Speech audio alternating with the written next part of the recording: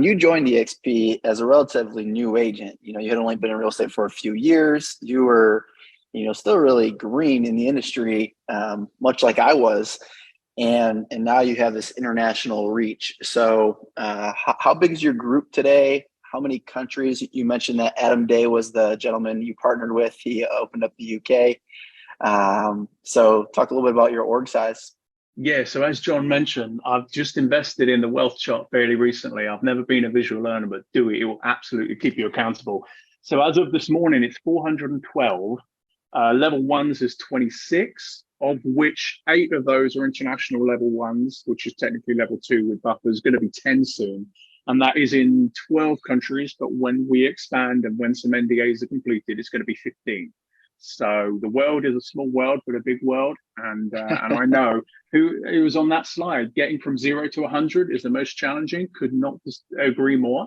And then when you're there, you see the traction coming, and it just really steamrolls from there, doesn't it? I love it, man. So you're in 12 countries, about to be 15. You have over 400 agents, and you're going back to the basics. You got your wealth chart, a visual representation of your entire organization, keeps your top prospects front of mind. I love it. I love it.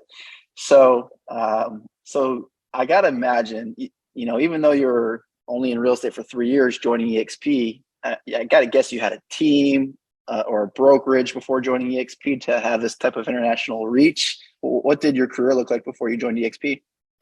Started at Keller Williams, where I met you, and I was humbled to say I met you and some other of the partners on the chain here. I then left there to join a luxury real estate company, which I opened up here in little old Davidson, about 104 steps from my house. I had a LinkedIn account, a Facebook account, and not much else. Who I knew on the international stage in real estate was absolutely nobody.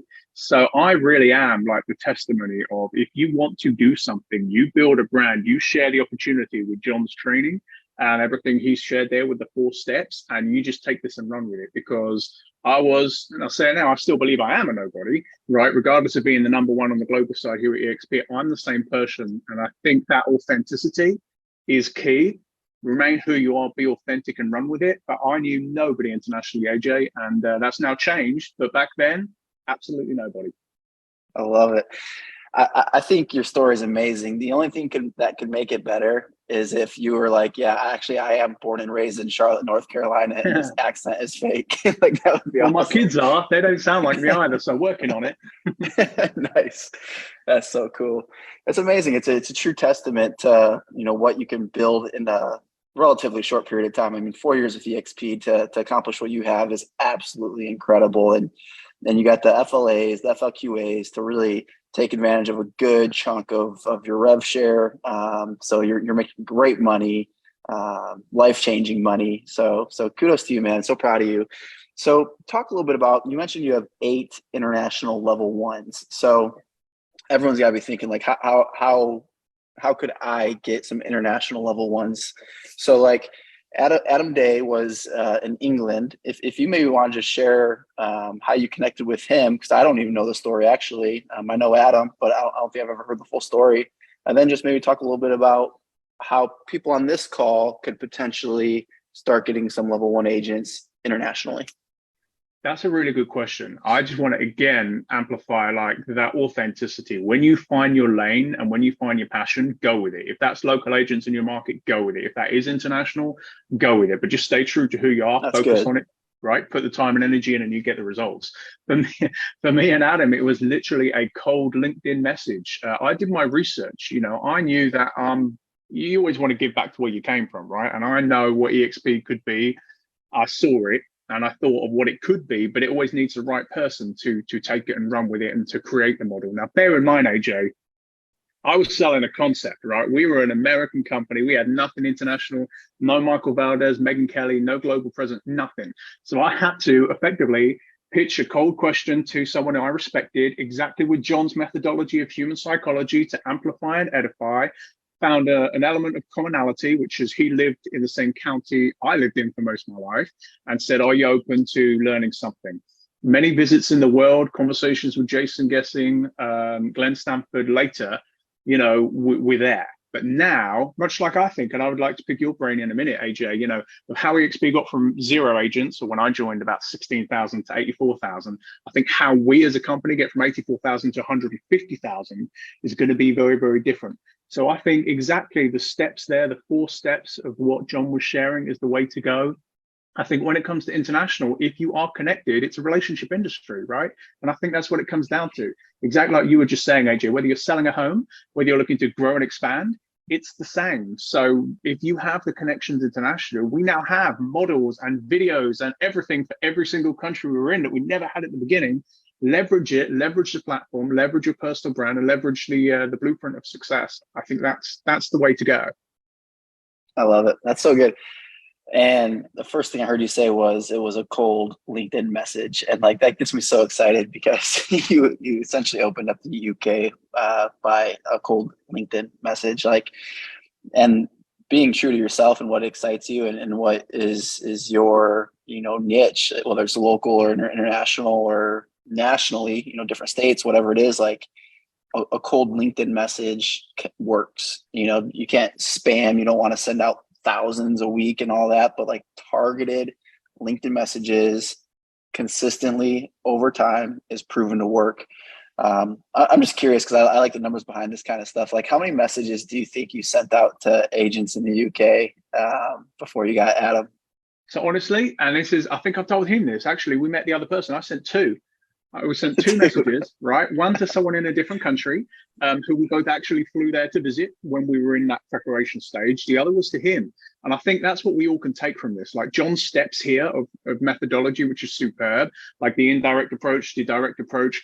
What I feel now, and again, I think we're different as a company and we've all got the experience behind us, is to pick your avatar, like do your research, find out who it is, and do search for the no's, like John was saying as well. But call it like the law of attraction, call it divine intervention. But I spoke to 2 people. Adam was the one, and I thought he would be the one. And obviously it's proven true, but only 2 people. And it was a cold message. And why I used LinkedIn was honestly because that's where I had more of a presence. I did my research behind some stuff. I started commenting, engaging as we do. So LinkedIn is a huge opportunity and a great platform. But I think if you use Instagram, you have a presence there, Facebook presence there, don't scatter yourself. Whatever you have, wherever you're connected, wherever you have those connections, use it and go with it before like that scattered approach. But yeah, AJ, that many people, 2 people.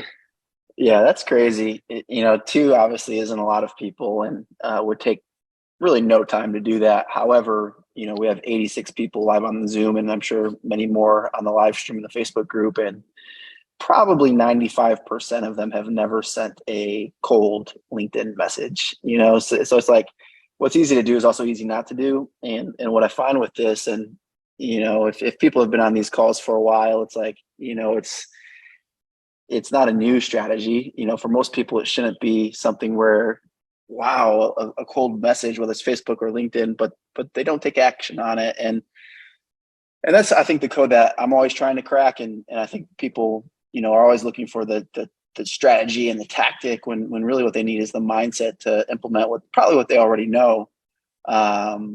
So I guess when you looked at the opportunity and you were like, you know what, I'm going to reach out to some people in the UK, have 8 level 1s. We'll talk about that in a minute. And internationally, like, what did you see for yourself? Like, what did you see for your future self with the eXp opportunity that caused you to take the initiative and start reaching out to people, kind of putting yourself out there to face rejection? That's a good question because in complete honesty, as a nobody, right, really here in the national real estate game and absolutely a nobody on the international real estate game, I really probably call it divine intervention. But I think it was my son who yesterday, as he likes to tell me, turned 5.5. Him kind of being there, and I know you can relate to this, especially AJ, having these kids and having the ability in an amazing industry to be able to see them grow up. Like me working max of 20 hours a week here in the office for the last year and a half, so I could be home with my now 20-month-old daughter. And I love real estate. I love the psychology of it. I love the branding of it. But I think it was timing, just figuring out, like, I didn't join eXp to grow and build this, great entity. I didn't have the experience that John had, that you had. But I think it was just time of going to that event and seeing the enjoyment and love that people have for this company and this industry and being part of that. and then being challenged from my sponsor, my business partner, with a couple of things. And I'm just like, you know what, worst case scenario, you try something and you are where you are. So I think it was just timing for me, the ability of wanting. I got into this industry fundamentally to change it, which is ignorant, egotistical, was never going to happen. Yet stars aligned, eXp allowed me to do that, and you know, we're doing it together. We're all doing it on this call together. So I think it was timing. I think it was divine intervention. It's a bit of a cop out answer, but that's my honest thoughts. Yeah, cool. So those other 7 international level ones that you got, were those also LinkedIn messages, or what was the strategy there? That's a good question. It's a combination. Like, I was very specific. I mean, I look at like Italy, Spain, Colombia, South Africa, which is a big one for me, and some others I can't quite mention yet. It was just, again, it was that same targeted approach. You know, I have, and again, I haven't even left Davidson. I've gone to England because I've got family there, and I'll tie that in with work. But being in all these countries, I've never met these people one-on-one, which still blows my mind in the ability of technology of what we have. But it was targeted, some research. I looked at one of my favorite European cities, which is Barcelona in Spain. I did some research. I found a company that I really have a lot of time for. I reached out, I built a relationship. God willing, we all speak English, so that's very beneficial on the world stage. Built the relationship, got to that stage where we could have that conversation about doing things together, which I think someone mentioned here about personal branding, and I do think that comes into recruiting and growth too. But yeah, it was almost more of a targeted approach. You know, I am connected with many people all around the world on LinkedIn, on Facebook. I do absolutely hear no's, but because I'm now a lot more in tune with the time I have and what I want to do and what my avatar of an agent partner looks like, you know, I kind of break through the crap, if you will, and get more targeted to find out that location, the person. And I don't want to say more often than not, because it's not 50%, but, you know, more frequently than I would imagine, you know, it just comes together. Yeah. Yeah, that's good. So the approach you're taking is it's targeted, it's well thought out. You're coming from it with, hey, I want to build a relationship with this person and develop this relationship, versus, you know, I'm gonna spam 100 people today for the next 30 days. And I'm sure that has worked for some in the past too, but I like your approach much better. I think it gives you great positioning when speaking with the people, because you are building relationships. You can have like you said several times, an authentic conversation. You know, I can tell that's important to you, and I'm sure that comes out with prospects. And what you're saying too, like, I want everyone on this call to hear, like, if it's not Barcelona, Spain, it could be like, I don't know, Shreveport, Louisiana. Like, it could be any city in the US where Barry's taking this strategy and having success with it internationally. You can do it right here in the US. And quite honestly, I probably would start in the US. Like, there's way more support here. Like, what Barry's doing, that's like wild, wild west. And he'll tell you that, you know, Barry's got more arrows in his back, you know, opening these countries than I'd like to even imagine, because it is challenging opening up countries. Whereas in the US, we're the #1 real estate company with the most MLSs open out of anyone. So like, I remember when I first joined, like, we were trying to open MLSs, and it's like, even trying to get, you know, a city in the States MLS open was a challenge. Like, eXp didn't want to do it unless you had like 5 people ready to join at once. So I can't imagine countries. So like, if you're looking to get started with these types of strategies, I would start in the United States. It could be your state, it could be different states, but look for markets that are underserved in the States, and most of them still are. Most US markets are still very underserved by eXp. However, if you have that itch for international, like Barry, then go for it. You know, if that's truly what you want to go after, go for it. So these strategies are universal. So Barry, you know, you can't talk about the additional countries that will be opening, but it sounds like we're going from 12 to 15 for you personally pretty soon. So that's at least another 3 that we should have on the map here as a company by eXpCon, which is awesome. I mean, what's next for you? Like, say in the next 3 years, you got 400 plus agents. Like, where do you see your total group size in the next 3 years, or where would you like it to be? Oh, well, that's a good question. You know, now on a personal level, my wife and I are entering into this new phase, right? So since we had our last kid in December 2020, you know, this is the first time they've both been in formal education this week. So it's like, well, crap, maybe we can be at the office more than 3 days a week. It's support. It will be a little bit of travel, but it is going to be. I know these numbers are going. I mean, we track them, and I think one thing I should say, I don't think I've heard it yet on this call. Track your numbers. At least have an Excel spreadsheet every first of the month. Look at where you are. Look at where your agent count is. Look at your revenue. Just track your numbers. Like any business with business owners, we need to know what we're doing and where that's going. But I know having a global team, I know the numbers and the opportunity there is insane, and I still believe it's insane here, like you're saying, AJ. So I would be very surprised if I don't get to 1,000 agents a lot quicker than I got to 400 agents in the next. Oh yeah, for sure. Right, in the next year or so, and my focus remains the same. It's sharing this opportunity with the right big players in the right market in America, in Canada, and internationally, but also that support element being very, very important. And the biggest thing I struggled with, right? And bear in mind, it took me 18 months from when we actually unofficially launched in the UK to me actually receiving any revenue share when my eXp platform launched in March of last year. I remember that well. But focus on a process, right? Whatever you're doing, focus on a process. I have been so guilty up until probably the first of this year of focusing on the outcome. It's never going to get you where you want to be. So I'm simply going to focus on a process, be what I can as an inspiration, a motivator, and help some of my guys and girls and people on here get where they need to be. The numbers take care of themselves. I've just got to kind of share this opportunity with as many like-minded entrepreneurs, much like we all have to do. That's huge.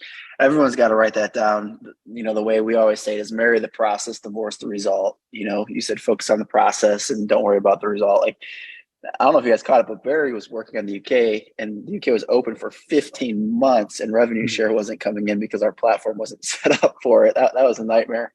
But you had the faith, you had the foresight to continue. Hey, I'm just going to follow the process and it's going to pay out. And it truly has. And your organization is growing at a great rate. I remember seeing your organization when it was under 100, and it is true. It's going to take longer to get to 100 than it will to go from 100 to 500, and it'll take even less time to go from 500 to 1,000, and then 1,000 to 2,000, and so on and so forth. And that's very exciting. So congratulations for you, man. It's exciting to see what this is going to do for you and your family. And I remember one time, actually, I had recently joined eXp, and I saw you at a coffee shop in Davidson. And I remember thinking, I think you were maybe hanging out with some of your buddies after a bike ride or something. For some reason, I remember you in biking attire. Maybe not. I don't know. This was a long time ago, probably like 5 years ago. And I remember thinking, like, man, me and Barry we really didn't connect at Keller Williams that much because I had joined eXp probably pretty quickly after you had joined Keller Williams. So we never really connected too much. And I was like, I should reach out to him. He seems like a sharp guy. And I didn't. And now look at you. Luckily, you're still in my group. Not a level 1, but you're still there, which is really awesome. And glad to have you a part of the group. But it's, I only share that story to share that, like, if there's someone that you should call, like right now, like everyone probably has someone in their mind that they've been wanting to call, that they wish was in their organization. Call them today. Call them tomorrow. Don't let it even go into the weekend, because there's someone like Barry that's on your call list that you need to reach out to. And don't be weak like I was and be like, oh, you know what? I'm too new into eXp. Barry's a sharp guy. He won't listen to me because, I could have had Barry as level 1, which would have been awesome. So I appreciate your support all the same, AJ, but that really is a good story. Again, now, I believe it is the sense of, we're in recruiting season, right? We're in growth season. We're towards the end of the year.